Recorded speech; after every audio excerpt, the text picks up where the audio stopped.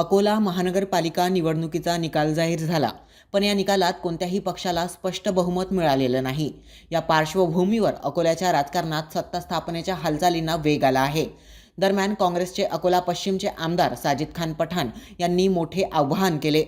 भाजप विरोधी सर्व पक्षांनी एकत्र येऊन महानगरपालिकेवर सत्ता स्थापन करावी, असे आमदार पठाण म्हणाले। भाजपला मतदारांनी स्पष्ट कौल दिलेला नाही हे निकालातून दिसतंय आणि शहरातील नागरिक मागील काही वर्षातील भाजपच्या कारभाराला कंटाळले आहेत। भाजपकडून निवडणुकीपूर्वी 60 पारच्या घोषणा दिल्या जात होत्या, पण प्रत्यक्षात भाजपला केवळ 38 जागांवर समाधान मानावं लागलं। इतकंच नाही, अनेक प्रभागांमध्ये भाजपचे उमेदवार अत्यंत अल्प मताधिक्याने विजयी झाले आणि हेच मतदारांमधील नाराजीचं घोतक असल्याचा आरोपही आमदार पठाण यांनी केला। त्यामुळे भाजपला सत्तेपासून दूर ठेवण्यासाठी काँग्रेस, उद्धव बाळासाहेब ठाकरे गट, राष्ट्रवादी काँग्रेस, शरद पवार गट, वंचित बहुजन आघाडी आणि इतर समविचारी पक्षांनी एकत्र बसून चर्चा करावी, असंही साजिद खान पठाण यांनी स्पष्ट केले।